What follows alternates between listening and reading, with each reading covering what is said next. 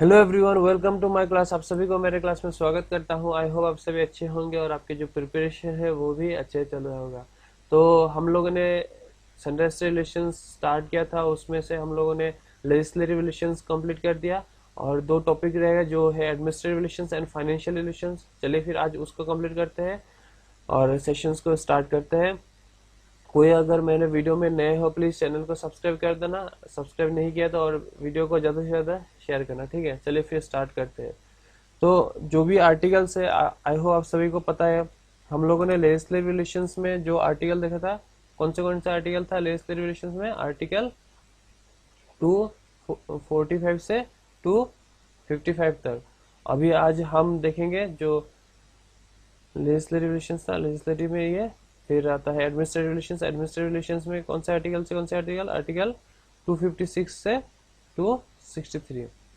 And जो financial relations है, financial relations में फाइनेंशियल आर्टिकल 268 से 295 तक। ठीक है, तो आज हम लोग एडमिनिस्ट्रेटिव रिलेशंस और फाइनेंशियल रिलेशंस दोनों ट्राई करेंगे कंप्लीट करने के लिए। ठीक है, चलिए फिर स्टार्ट करते हैं।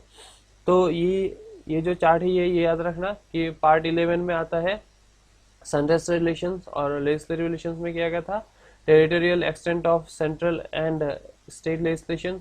फिर आता है सेकंड में डिस्ट्रीब्यूशन ऑफ लेजिस्लेटिव सब्जेक्ट, जो हम लोगों ने देखा था union list, state list, concurrent list. ठीक है, फिर आता है parliamentary legislation in the state field. ठीक है, स्टेट फील्ड में जो पार्लियामेंट्री लेजिस्लेशन, जब इमरजेंसी लगता है, स्टेट का जो कंट्रोल होता है वो पार्लियामेंट के पास चला जाता है, तो जितने लॉज होते हैं सब पार्लियामेंट देखते हैं। ठीक है, फिर प्रेसिडेंट रूल हो गया।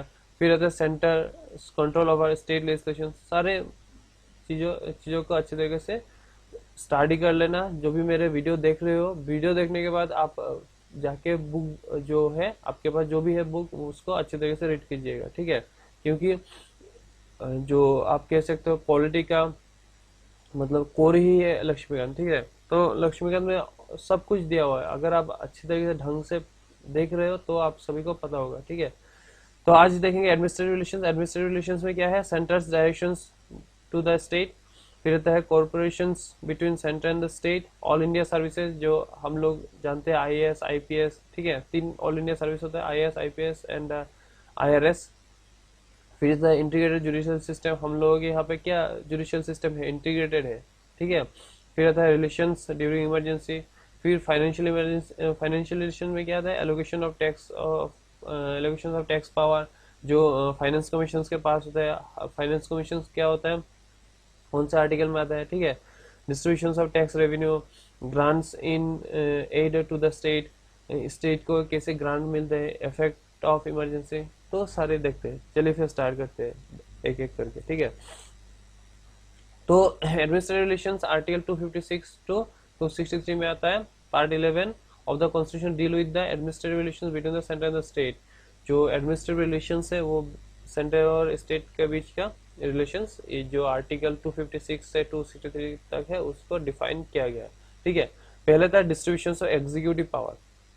ठीक है, तो जैसे हम लोगों ने देखा था लेजिस्लेटिव पावर, सेम तरीके से एग्जीक्यूटिव पावर को भी जो सेंटर और स्टेट के बीच में डिवाइड किया गया है, डिस्ट्रीब्यूट किया गया है। लेकिन कुछ एक्सेप्शंस है, जैसे यूनियन लिस्ट यूनियन लिस्ट का जो एग्जीक्यूटिव पावर है वो यूनियन ही करेगा। ठीक है, स्टेट में, स्टेट लिस्ट में जो लेजिस्लेटिव एंड एग्जीक्यूटिव पावर है वो स्टेट करेगा। यूनियन लिस्ट में लेजिस्लेटिव एग्जीक्यूटिव दोनों यूनियन करेगा। स्टेट का भी जो लॉ है, स्टेट का भी जो सब्जेक्ट है एग्जीक्यूटिव एंड लेजिस्लेटिव, दोनों स्टेट करेगा। लेकिन कॉन्करेंट में जो है लेजिस्लेट दोनों करेगा, यूनियन एंड स्टेट। ठीक है, लेकिन जो एग्जीक्यूटिव पावर होता है वो स्टेट के पास होता है, मतलब स्टेट ही एग्जीक्यूट करेगा। कंकरेंट लिस्ट में जो भी है, जो भी सब्जेक्ट है कंकरेंट लिस्ट में, ज्यादातर एग्जीक्यूशन स्टेट करते हैं। ठीक है, बहुत कम एक्सेप्शन होता है जो कॉन्स्टिट्यूशन सेंटर को पावर दिया हुआ है उसमें से जो सेंटर है वो एग्जीक्यूट करता है, बहुत कम होता है। ठीक है, ये याद रखना, distribution of executive power.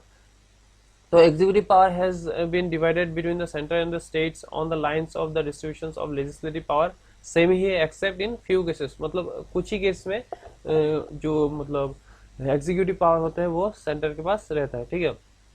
Thus, the executive power of the center extend to whole of India, जैसे to the matter on which Parliament has exclusive power of legislation, जो legislations और executions है यूनियन लिस्ट में वो parliament के पास है, ठीक है। To the exercise of rights, authority and the jurisdictions conferred on it by any treaty or agreement, ठीक है।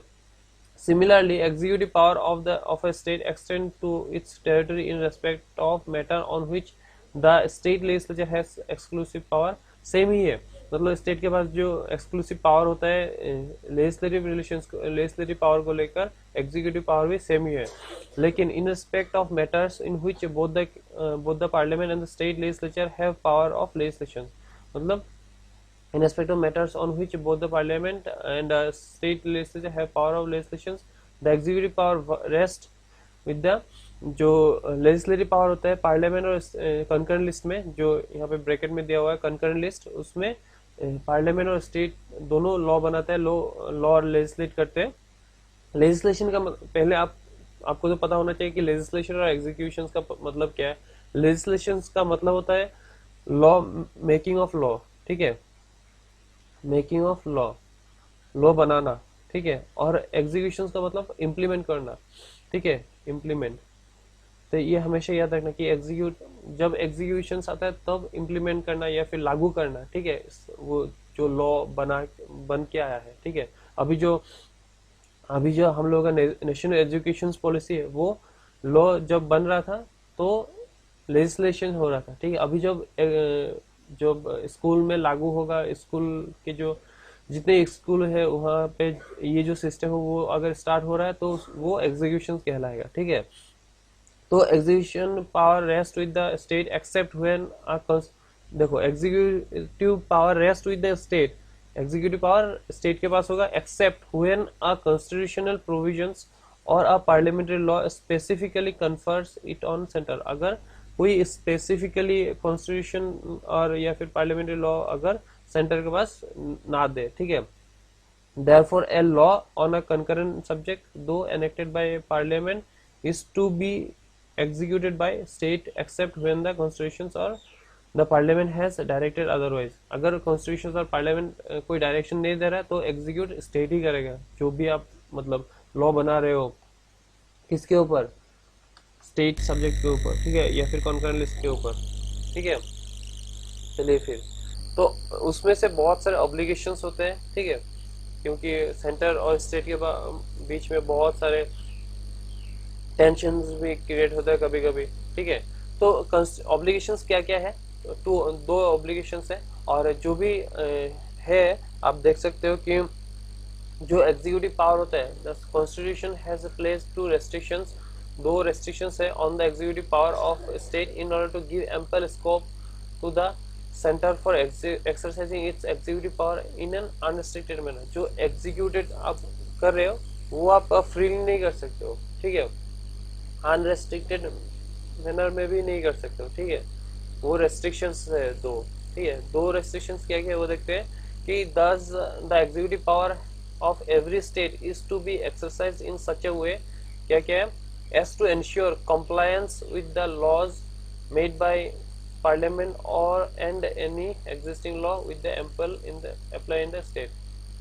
जो भी लॉ अप्लाई हो रहा है स्टेट में, अगर स्टेट में अगर कोई लॉ पहले से मतलब है, वो दोनों लॉ में कॉम्प्लायंस होना चाहिए, वो इंश्योर करके फिर वो लॉ इम्प्लीमेंट करेगा, ठीक है। To ensure compliance with the laws made by the Parliament and any existing law with ample in the state, अगर कोई एग्जिस्टिंग लॉ है तो वो इंश्योर करके पार्लियामेंट फिर वो लॉ यूज करेगा, ठीक है। तो ये फर्स्ट हो गया ऑब्लिगेशन। सेकेंड ऑब्लिगेशन क्या है, एज नॉट टू इम्पाइड। इम्पाइड का मतलब क्या है आप लोगों को पता है, इम्पाइड का मतलब होता है कि अगर कुछ भी कर रहा है तो वो आप उसके लिए डिफिकल्टी ना क्रिएट करो उसको रोकने के लिए, ठीक है। तो एज नॉट टू इम्पीड और prejudice the exercise of executive power of the centre in the state. तो स्टेट स्टेट में अगर सेंटर एग्जीक्यूशन पावर अपना यूज कर रहा है तो आप उनके लिए कोई डिफिकल्टी क्रिएट ना करो, ठीक है, उनके लिए कोई मतलब डिफिकल्टी ना बनाओ, ठीक है, वही इम्पाइड है। तो ये दोनों जो है वो रेस्ट्रिक्शंस मैनर में आता है, ठीक है। While the former lays down general obligations upon the state, पहले का जो ए पॉइंट है वो जनरल ऑब्लिगेशंस है, but later on is a specific obligations on the state not to hamper the executive और ऑफ द सेंटर। तो state obligations मतलब इसमें से कंक्लूजन निकल रहा है क्या कि अगर कोई अगर ऑब्लिगेशंस मतलब सेंटर कोई एग्जीक्यूट करे कोई भी चीज, तो वो आप उनके लिए मतलब कोई हैम्पर ना क्रिएट करो, ठीक है, एग्जीक्यूट करने के लिए, यही है। चलिए फिर ये आप देख सकते हो आर्टिकल्स में क्या क्या है, अब सारे आर्टिकल्स देख लेना और इसमें से मतलब जो भी इम्पोर्टेंट है मतलब सारे इम्पोर्टेंट है, आप प्लीज एक बार गो थ्रू कर लेना और अच्छे से देख लेना। ये देखिए residuary power of legislation, residuary power, ठीक है। तो चलिए फिर नेक्स्ट देखते हैं, centre's directions to the state. जब सेंटर स्टेट को कोई डायरेक्शन दे रहा है तो यहाँ से हम एक चीज समझ सकते हैं, जब भी सेंटर कोई डायरेक्शन देते हैं स्टेट को, तो स्टेट अगर उस डायरेक्शन को फॉलो ना करे तो क्या हो सकता है, डायरेक्ट प्रेसिडेंट रूल लगेगा, ठीक है, आर्टिकल 356। तो कोई भी स्टेट अगर कॉन्स्टिट्यूशनल मशीनरी फेलियर होता है, सेंटर का डायरेक्शन नहीं मान रहा है, तभी जो है प्रेसिडेंट रूल इम्पोज होगा, ठीक है। तो द कंस्ट्रक्शंस, ये जो central directions to the state है वो देखिए, the constructions and maintenance of means of communication by the state. तो वो जो कम्युनिकेशन होता है सेंटर और स्टेट को लेकर, ठीक है, वो कम्युनिकेशंस कंस्ट्रक्ट करना या फिर मेंटेन करके रखना, ठीक है। तो इसीलिए मतलब ज्यादातर देखना कि अगर रूलिंग पार्टी जो सेंटर में होता है, ज्यादातर अगर स्टेट में वो जो पार्टी सेंटर में है वो अगर स्टेट में है तभी मतलब चीजें मतलब अच्छा फ्लो में जाएगा, नहीं तो फिर दिक्कतें आने लगेगा, बहुत जगह पे रिसोर्सेज नहीं मिलता, ठीक है, ये सारे बहुत मतलब कॉम्प्लिकेटेड होता है चीजें। तो नेक्स्ट आता है कि to the measures to be taken for the protection of the railway within the state. जो रेलवे क्या होता है, रेलवे सेंटर का होता है, ठीक है, लेकिन सेंटर का होने से क्या होगा, रेलवे का जो ट्रैक होता है वो क्या आसमान में बनाएगा क्या, नहीं बनाएगा। तो ये तो रेलवे ट्रैक जो होता है वो तो स्टेट से जाएगा ना। तो अगर स्टेट कोई इसमें मतलब पार्टिसिपेट नहीं कर रहा है रेलवे मेंटेनेंस में, ज्यादातर देखना कि रेलवे सेंट्रल का होता है, लेकिन सेंट्रल का होने से एक होता है protection force, RPF, railway protection force, ठीक है, वो क्या करते हैं, वो होता है उनके साथ साथ और एक होता है जो स्टेट का पुलिस फोर्स होता है, ठीक है, दो पुलिस फोर्स रहता है, ठीक है, वो जीआरपीएफ, ठीक है, गवर्नमेंट रेलवे प्रोटेक्शन फोर्स, ठीक है। तो ये जो दोनों चीज है, ये दोनों एक तो सेंटर का है और एक स्टेट का है। स्टेट का मतलब जो जिस भी स्टेट में वो रेलवे जा रहा है, ट्रैक होके जा रहा है, उसी स्टेट का फोर्स होगा, ठीक है। तो इसलिए जो भी मतलब रेलवे ट्रैक हो उसके मेंटेनेंस के लिए वो सारे स्टेट देखते हैं, मतलब हाफ ऑफ द कंपेंसेशन जो भी मतलब मेंटेनेंस हो सारे कौन देखते हैं, स्टेट ही देखता है, ठीक है, क्योंकि अगर स्टेट वो चीज नहीं देखेगा तो फिर सेंटर कुछ ना कुछ अलग करेगा, ठीक है। तो the provisions of adequate facilities for instructions in the mother tongue, ठीक है, जो भी मदर टंग है माइनॉरिटी लिंग्विस्टिक माइनॉरिटी ग्रुप के लिए वो मतलब देखना, उसको ठीक करना, क्योंकि ये जो चीजें है सब सेंटर का है, ठीक है। आप आर्टिकल देखना, आर्टिकल माइनॉरिटी आर्टिकल 29 एंड 30, अगर इसमें कोई फेलियर होता है फंडामेंटल राइट्स में आता है, ठीक है, ये सारे प्रोविजंस, ये सारे ये education to children, right to education, ठीक है, वो स्टेट को देखना है। फिर आता है फोर्थ पे the drawing up and execution of the specified schemes for the welfare of the scheduled tribe.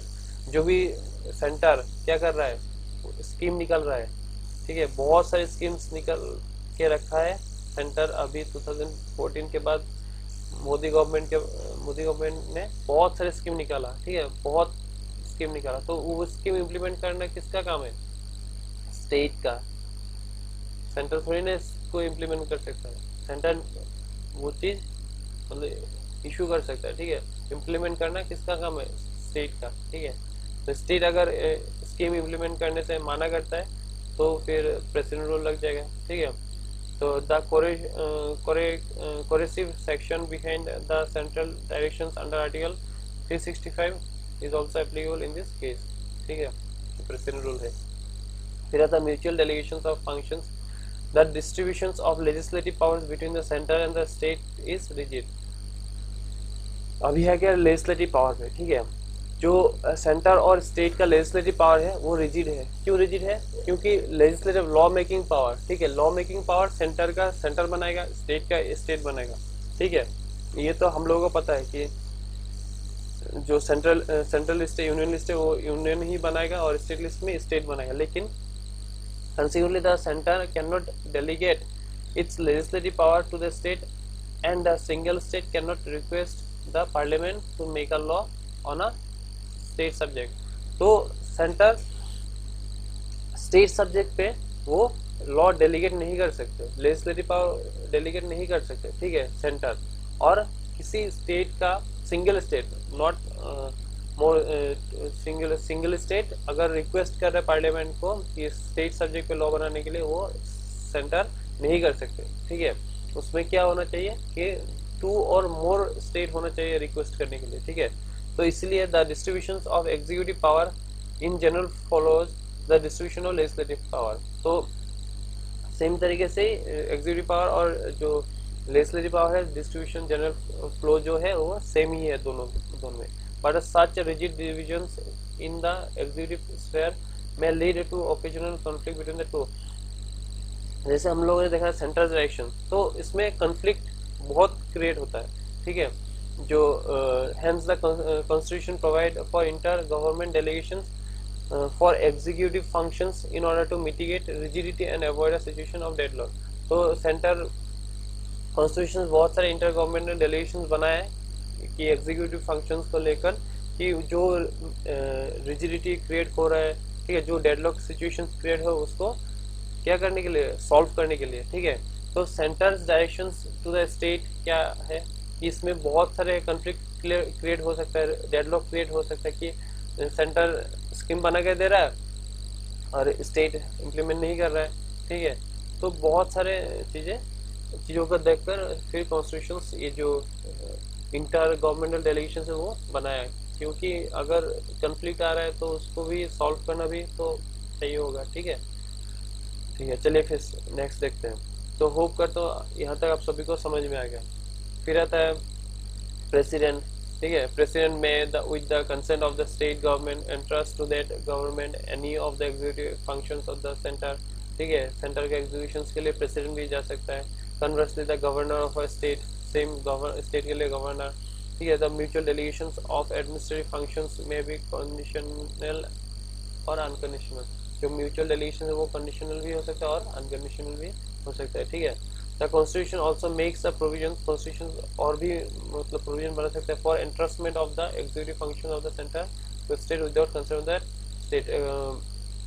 Constitution और भी प्रोविजन बना सकता है कि सेंटर जब भी मतलब चाहेगा एग्जीक्यूशन करने के लिए वो सेंटर स्टेट में कर सकता है without consent of the state. State का कोई कंसेंट नहीं चाहिए सेंटर को, ठीक है। क्योंकि जब सेंटर स्टेट अगर स्टेट क्या करते हैं, सेंटर डायरेक्शंस फॉलो करना छोड़ देते हैं, तभी प्रेसिडेंट को लगता है और सब जितने पावर होता है किसके पास चला जाता है, सेंटर के पास से चला जाता है, ठीक है। तो ये सारे एक बार गो थ्रू कर लेना, रीड कर लेना, तो आप सभी को समझ में आएगा जो मैं आप लोगों को कह रहा हूँ, ठीक है। इतना डीपली जाओगे तभी चीज़ों को अच्छे तरीके से आप समझ पाओगे, ठीक है। जितना मैं कह रहा हूँ उतना ही मतलब आप अगर सुन के अगर चीज़ों को क्लियरिटी ला रहे हो तो उतना ही बहुत है, ठीक है। क्योंकि इसमें देखो अगर आप जब भी पढ़ते हो तो डिस्ट्रीब्यूशन ऑफ एग्जीक्यूटिव पावर सुनते ही आपको जो है ना लेजिस्लेटिव पावर की डिस्ट्रीब्यूशन जो मैं कह के आया हूँ सारी चीज़ें आपको दिमाग में आ जाना चाहिए। ऑब्लिगेशंस क्या क्या ऑब्लिगेशंस है, ठीक है, वो सारे फिर आता है सेंटर्स डायरेक्शन, सेंटर क्या क्या डायरेक्शन दे सकते हैं स्टेट को, म्यूचुअल डेलीगेशन क्या क्या है, सारी चीजें अच्छी तरीके से देख लेना। फिर आता है corporation between the centre and the state, state और सेंटर के बीच क्या कॉर्पोरेशन है देखते हैं कि following provisions to secure corporation and coordination between the centre and the state. नीचे देखते हैं क्या क्या दिया गया प्रोविजन।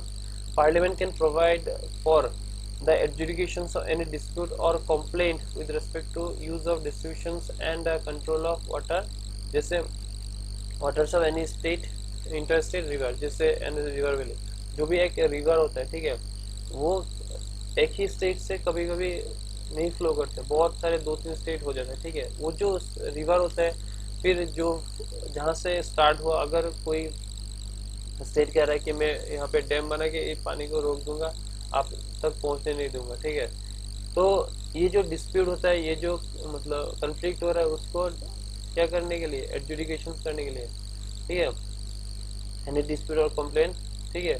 फिर आता है President can establish, President establish कर सकते हैं interstate council to investigate and discuss subject of common interest between the centre and the state.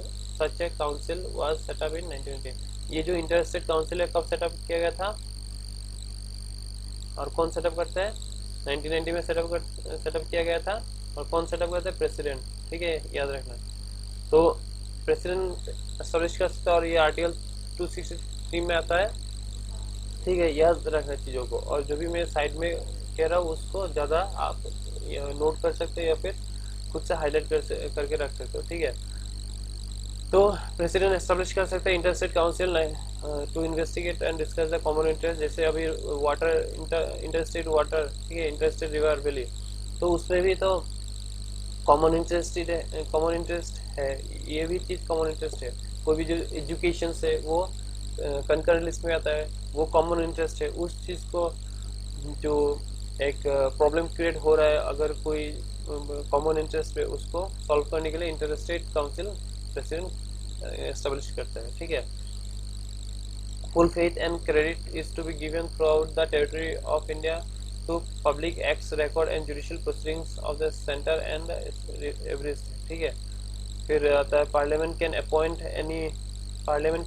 an appropriate authority to carry out the purposes of the constitutional provisions relating to the interstate freedom of the trade, commerce and intercourse, but no such authority has been appointed so far, ठीक है। यही था corporation between central and state. Corporation between central and state का सबसे ज्यादा important point, जो dispute create होता है रिवर वैली में, इंटरस्टेट रिवर में, तो वो देखना। और जो इंटरस्टेट में सेंटर जो काउंसिल होता है, इंटरस्टेट काउंसिल जो क्रिएट होता है, वो देखना, ठीक है। फिर आता है all India service. All India service like any other federations, जो हम लोगों को पता है कि ऑल इंडिया सर्विस क्या क्या होता है, ठीक है, IAS, IPS, IFS, और ये जो सर्विसेज होता है वो कौन देखता है, मतलब रिक्रूट कौन करता है, सेंटर करते हैं, और सर्व कहाँ पे करते हैं, स्टेट में करते हैं सर्व।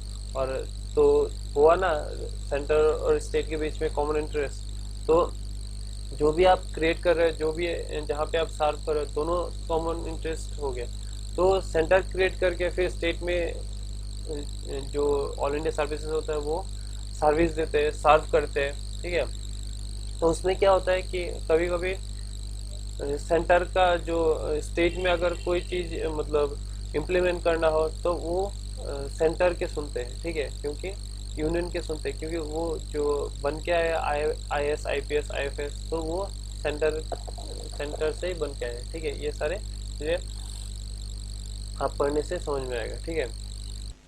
In 1947, ICS, Indian Civil Service, was replaced by IAS and the Indian Police was replaced by IPS। मतलब 1947 में ICS जो था उसको रिप्लेस करके IAS नाम रखा गया, Indian administrative service, and IP जो इंडियन पुलिस था उसको रिप्लेस करके IPS रखा गया, इंडियन पुलिस सर्विस, ठीक है।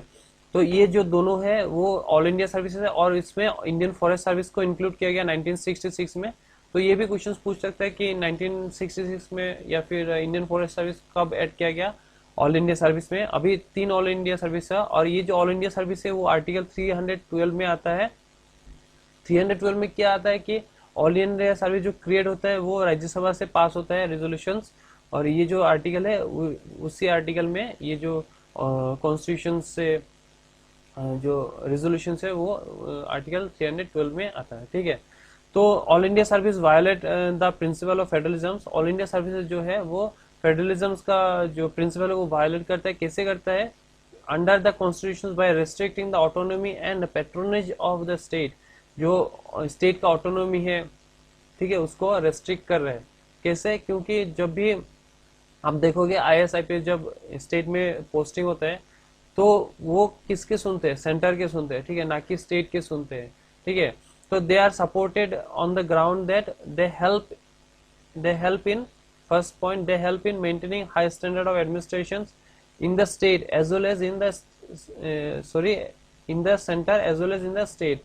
They help to ensure uniformity of the administrative system throughout the country. तो स्टेट का जो एडमिनिस्ट्रेटिव सर्विस होता है वो सेंटर का जो एडमिनिस्ट्रेटिव सर्विस होता है वो दोनों को मतलब सेम चीजों को सेम फॉलो करते हैं, ठीक है। और they facilitate licence corporations coordinations and joint actions on the issues of common interest between the center and the state. तो जैसे गवर्नर कोई भी अगर स्टेट का मशीनरी फेलियर हो रहा है, स्टेट जो सेंटर डायरेक्शन दे रहा है उसको फॉलो नहीं कर रहा है, तभी गवर्नर क्या करते हैं? स्टेट को बोलता है। तो सेम जो भी स्टेट में मतलब पोस्टिंग होता है ऑल इंडिया सर्विस में से, तो उन्होंने जो सेंटर से सीखा, सेंटर जो बोल रहा है वही स्टेट में इम्प्लीमेंट कर रहा है, ना कि स्टेट जो कह रहा है उसको देखता है, ठीक है। यही सारी चीज को लेकर कंफ्लिक्ट क्रिएट होता है, और यही जो ऑल इंडिया सर्विस है वो फेडरलिज्म को खत्म कर रहा है। क्योंकि फेडरलिज्म का मतलब ही होता है डिविजन ऑफ पावर, सेंटर का अलग स्टेट का अलग, ठीक है। सेंटर जो भी कह रहा है सेंटर के हिसाब से चलेगा, स्टेट जो भी कह रहे हैं स्टेट के हिसाब से चलेगा। तो इसमें फेडरलिज्म खत्म हो रहा है, क्योंकि स्टेट में जो हो रहा है सेंटर के हिसाब से वो सेंटर के हिसाब से हो रहा है, ना कि स्टेट के हिसाब से हो रहा है, ठीक है। यही है।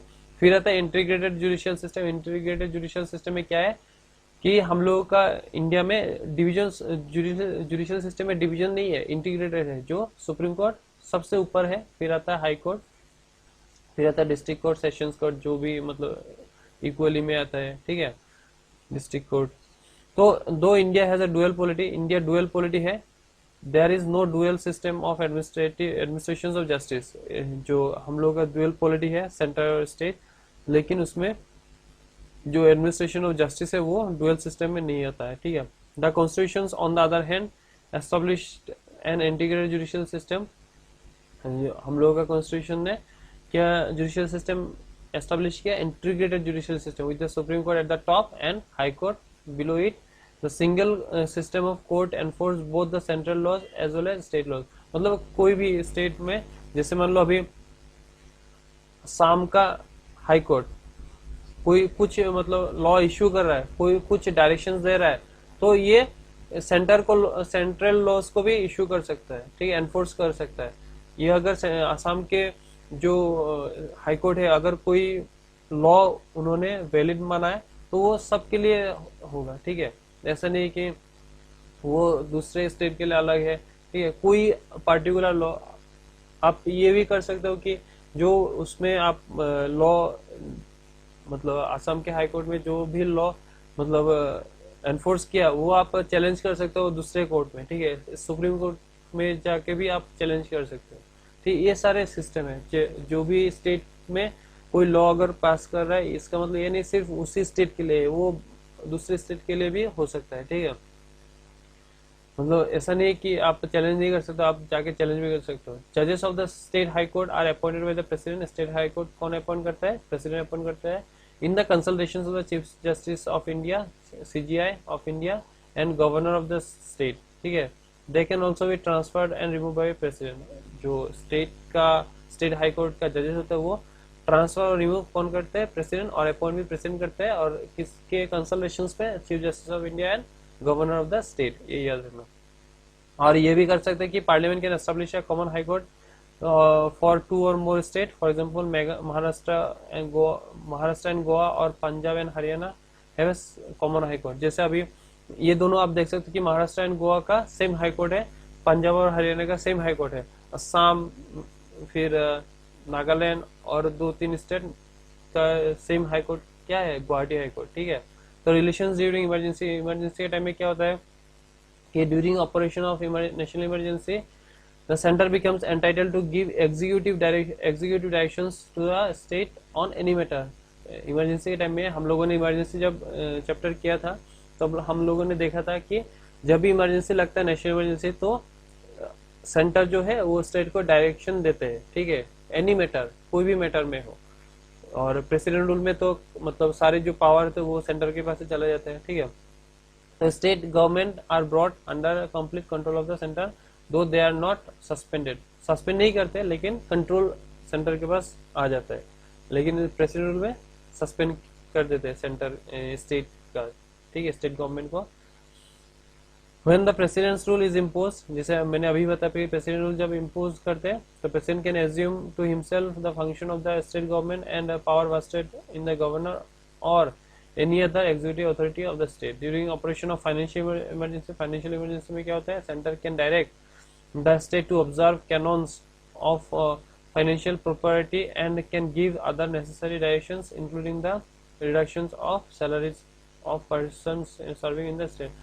अगर किसी ने इमरजेंसी वीडियो, इमरजेंसी प्रोविजंस के चैप्टर्स के वीडियो नहीं देखा, प्लीज जाके अच्छे तरीके से देखिए, तो आप सभी को अच्छे तरीके से समझ में आ जाएगा जो यहाँ पे दिया गया। यहाँ पे तो शॉर्टली दिया गया, लेकिन वहाँ पे मैंने जो नेशनल इमरजेंसी है, फिर प्रेसिडेंट रूल और फाइनेंशियल इमरजेंसी, तीनों को अच्छे तरीके से मैंने डिस्क्राइब करके आप लोगों के सामने रखा है, तो वो आप जाके देख सकते हो। तो इस यहाँ पे क्या बोला गया कि आर्टिकल 360 में अगर सेंटर को लगेगा कि फाइनेंशियल इमरजेंसी में, तो वो नेसेसरी डायरेक्शन दे सकते हैं स्टेट को, जो स्टेट में है, स्टेट का जो गवर्नमेंट एम्प्लॉय है और सेंटर का दोनों का जो सर्विंग एम्प्लॉय है, उन लोगों का सैलरी में रिडक्शंस लाने के, अगर रिडक्शंस करना हो तो, ठीक है।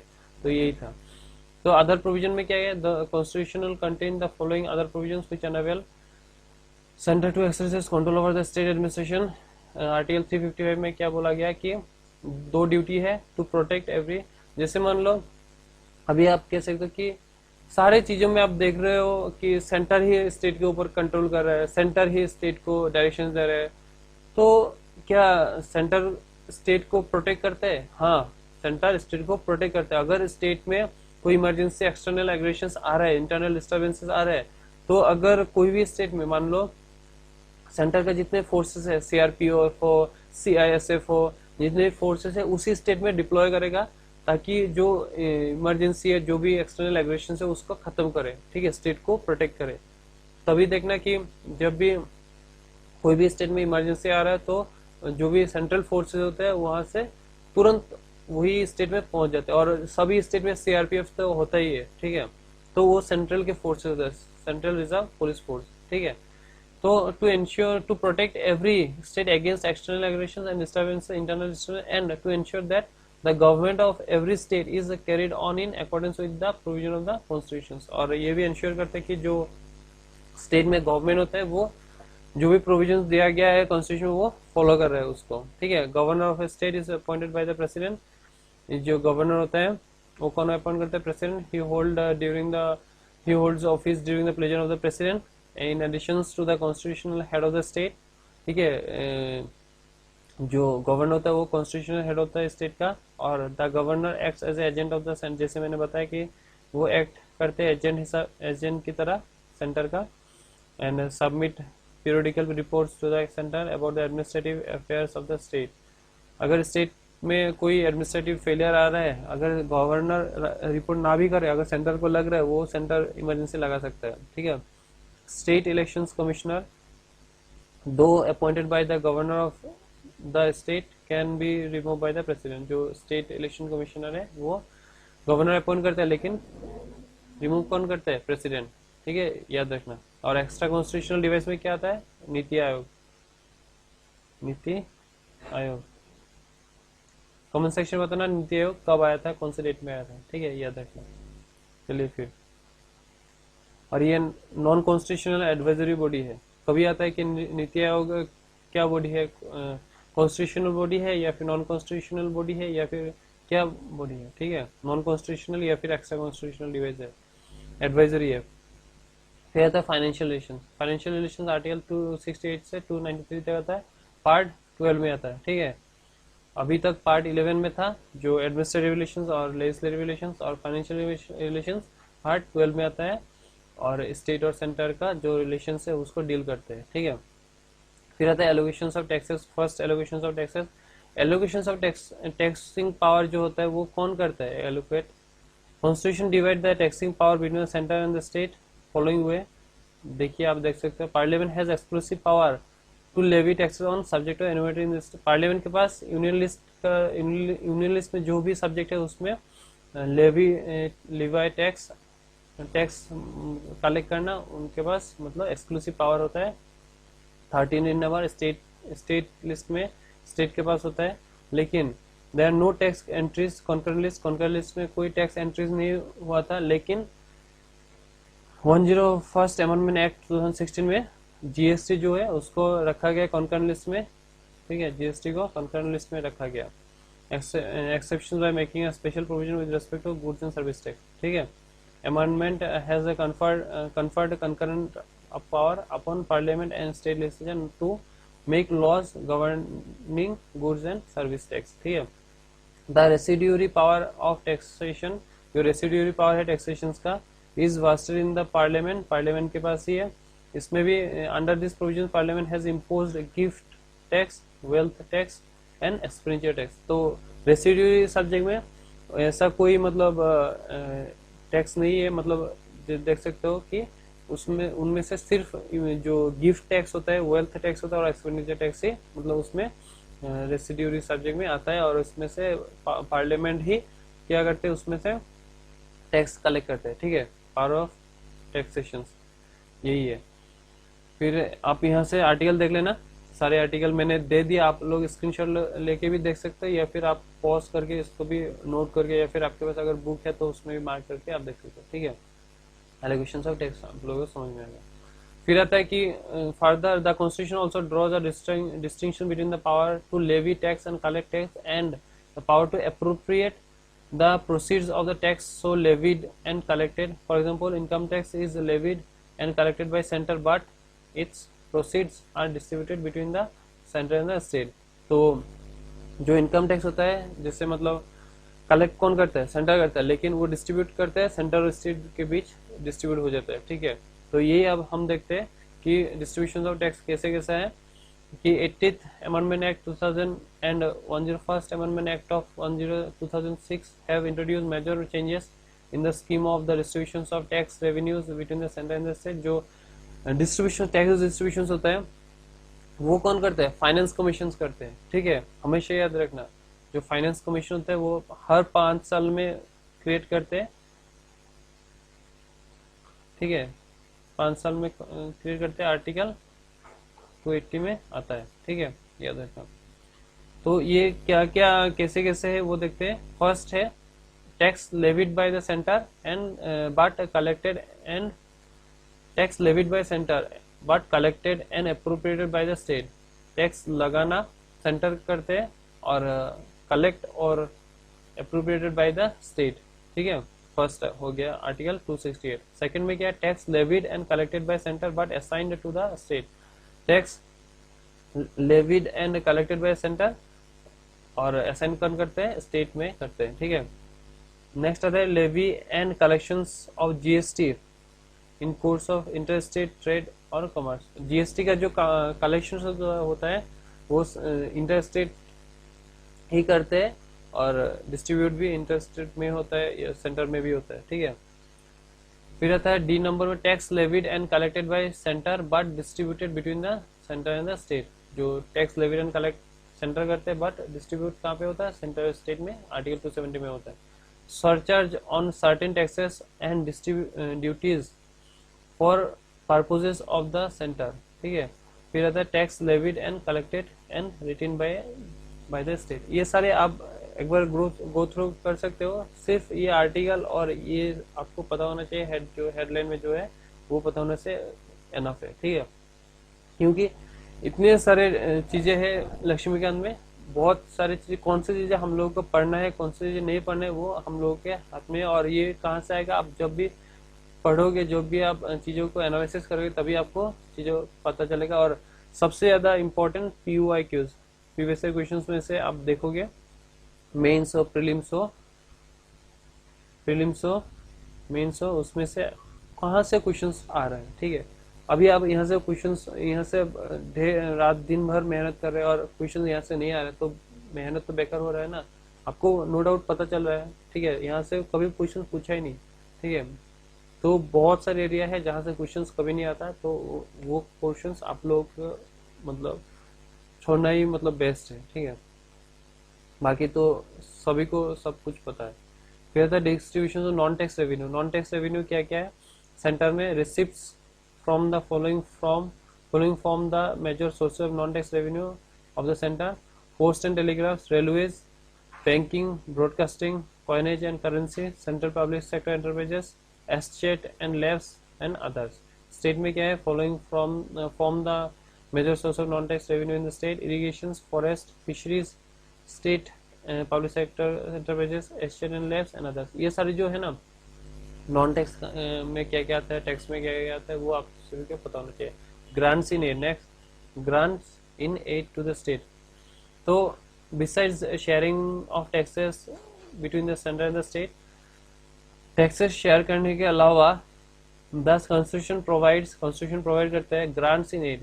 जो एड होता है, फंड होता है, वो स्टेट को फ्रॉम सेंट्रल रिसोर्सेज, सेंट्रल जो रिसोर्स है उसमें से आप स्टेट को क्या करते हैं? ग्रांट प्रोवाइड करते हैं। टू टाइप ऑफ ग्रांट है, एक होता है स्टेचुटरी ग्रांट और एक होता है discretionary grant. Statutory grant article 275 में आता है और ये एम्पावर करते हैं the parliament to make grants to the state which are in need of financial assistance and not to every state, ठीक है। ये जो स्टेचुटरी ग्रांट है वो फाइनेंशियल असिस्टेंस जिसको चाहिए होता है उसी को ही स्टेचुटरी ग्रांट प्रोवाइड करते हैं, ना कि सभी को, ठीक है। ऑल्सो डिफिकल्ट सम्स में be fixed for different state, may be north east के लिए ज्यादा होगा क्योंकि इसमें से यहाँ पे ज्यादा फंड की जरूरत पड़ता है, ठीक है। बाकी अदर स्टेट के कंपैरिजन में यहाँ पे रिसोर्सेज उतना अवेलेबल है नहीं, ठीक है।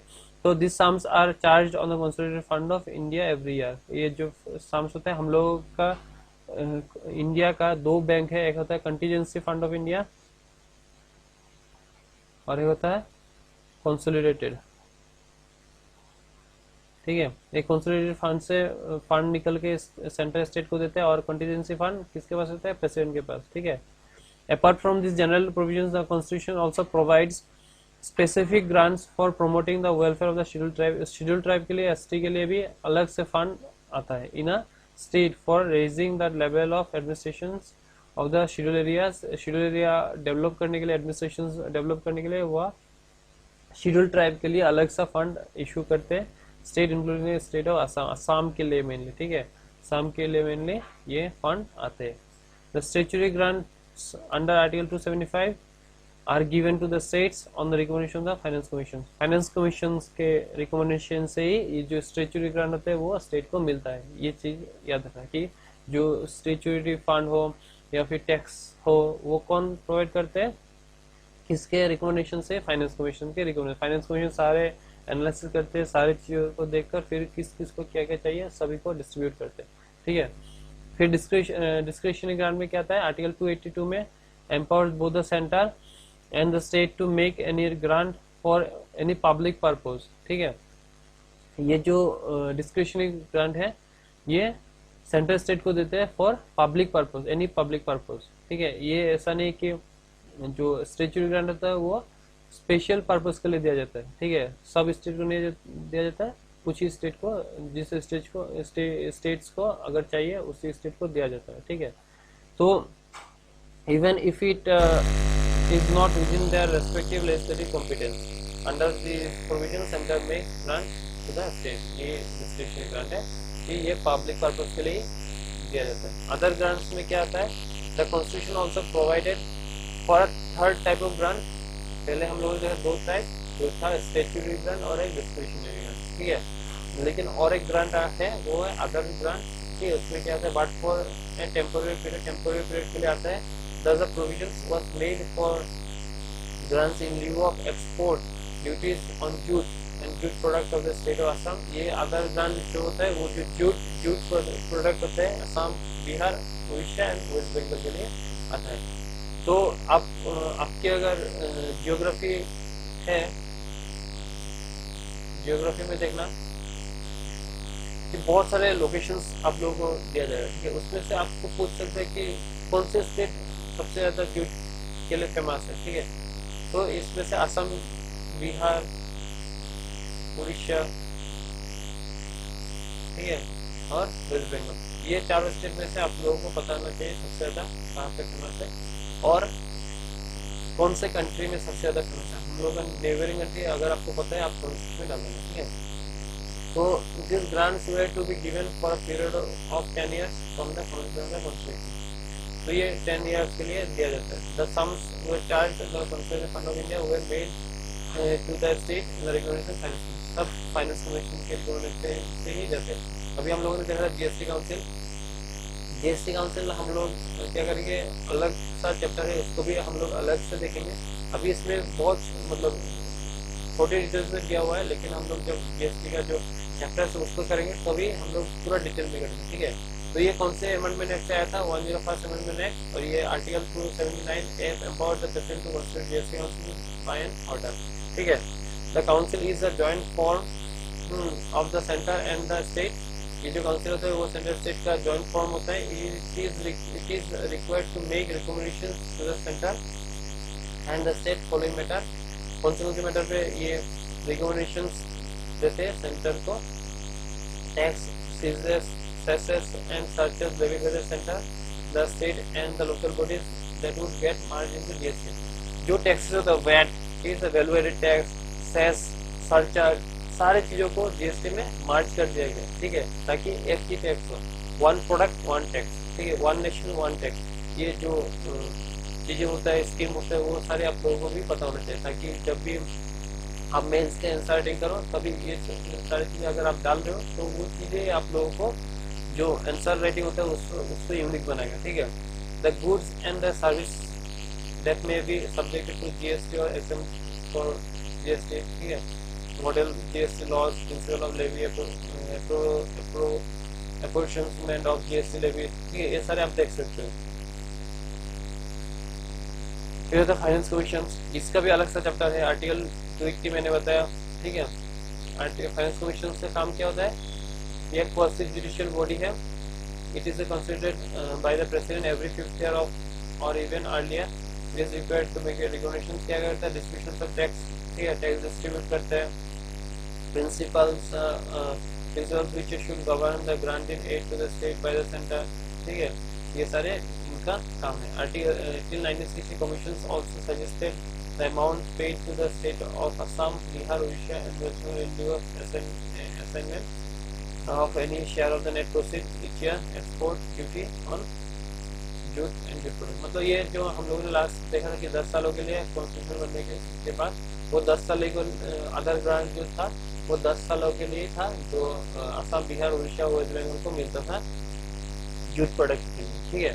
Constitution advises the Finance Commission as the balancing point of fiscal stability in India. ये जो स्टेटमेंट होता है ना, ये सारे आप लोग हाईलाइट करके रखना, यही सारे चीजें स्टेटमेंट वाइज क्वेश्चन पूछते हैं, ठीक है. तभी इसमें से अगर आपको पता होगा कि फाइनेंस कमीशन बैलेंस करते हैं wheel of physical stability in India, ठीक है, balance constitution of physical stability. फिर आता है inter governmental tax immunities, exemptions of central property from state taxation, कि सेंटर का प्रॉपर्टी स्टेट टैक्सेशन से एग्जेम्प्ट होना, ठीक है. फिर आता है एग्जेम्पशन ऑफ स्टेट प्रॉपर्टी और income from state taxation. State property में जो है सेंट्रल टैक्स नहीं लगा सकता, ठीक है. ये सारे आप अगर गो थ्रू करेंगे आपको पता चले, उतना ईजी मतलब उतना टफ है नहीं, और आपको भी मतलब ज़्यादा इंपॉर्टेंट नहीं बाकी चीज़ों से, ठीक है. फिर आता है effect of emergency, national emergency, financial emergency, जो इफेक्ट होता है ऑब्वियसली, ठीक है, वही होगा. तो यही तक था जो हम लोगों का centre state relations, centre state relations. मैं आशा करता हूँ कि आप सभी को क्लास अच्छा लगा हो और क्लास सभी को समझ में आ गया. कोई भी डाउट हो क्लास के रिगार्डिंग आप कमेंट सेक्शन में डाल देना. बहुत लोग क्लास देखते हैं पता नहीं समझ में आता है कि नहीं, कोई भी कमेंट नहीं करे। आपको जो भी मतलब अच्छा लगा बुरा लगा, आप 2 मिनट का वीडियो देख रहे हो, यहाँ तक वीडियो देख लिया, तो जो भी आप लोगों को लगा आप कमेंट सेक्शन में डाल देना, तो मुझे पता चला कि आप लोगों को कैसे लग रहा है। या फिर आप टेलीग्राम चैनल विजिट कर सकते हो, उसमें जाके भी आप मुझसे डायरेक्ट बातें कर सकते हो, ठीक है। तो आशा करता हूँ आप सभी को क्लास समझ में आ गया, कोई डाउट नहीं है तो डाउट होने से प्लीज़ पूछ लेना। और बाकी चलिए फिर मिलते हैं नेक्स्ट वीडियो में। और वीडियो को ज़्यादा से ज़्यादा शेयर करना अपने दोस्तों के साथ, और चैनल को सब्सक्राइब नहीं किया तो प्लीज़ चैनल को सब्सक्राइब करना। मिलते हैं नेक्स्ट वीडियो में, तब तक के लिए भाई हैव ए नाइस डे। जय हिंद, जय भारत।